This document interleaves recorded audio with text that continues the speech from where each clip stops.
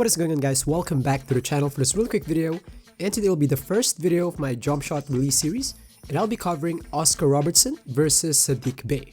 And by the way, after watching, please let me know in the comment section which releases you want me to cover next. So now let's get right into it.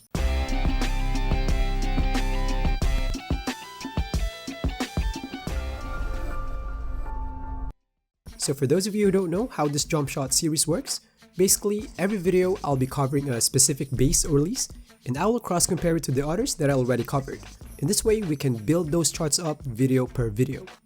There will be lots of elements that will be covered in this one, which is not included on 2K charts, like front challenge, side drift, and visual comparisons. And by the way, just a quick disclaimer, that I won't judge these releases overall. Of course, there's a lot of elements that can't be put into numbers, like for example, the visual cue. So these numbers here are just guides.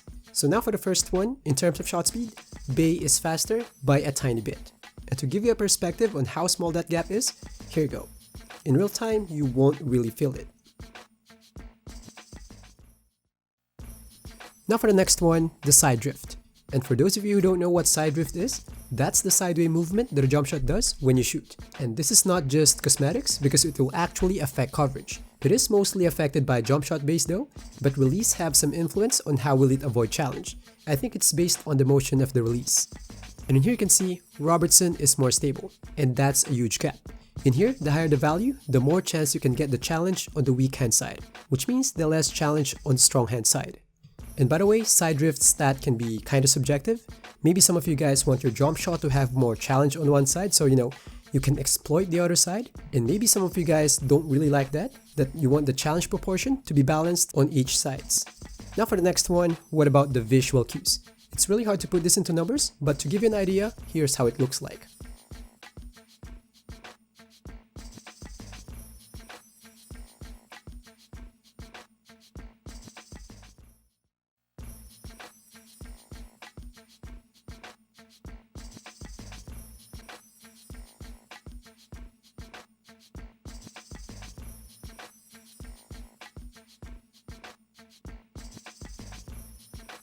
And now for the most important part, the challenge reduction. For me personally, it's the most important element because it factors in a lot of things, like your shot speed, release height, front drift, which is the forward motion of your release, defensive immunity, and some other stuff. And now for the results, in here you can see Bey is much better, which kind of surprised me. Now, to get more sense why it's happening, in here you can see with Bey, the moment the shot meter gets filled, you're about to let go of the ball, which is good in terms of challenge reduction. But with Robertson, it will still take a while before you let go of the ball after you fill up the shot meter. So I think that's just how the release was programmed. Like in terms of the timing, the shot is pretty much the same speed as Bey, but the thing about it though is it won't let the ball go straight away. So now for the summary, based on the aspects that I tested, Bey is much better. But again, I'm not judging them overall.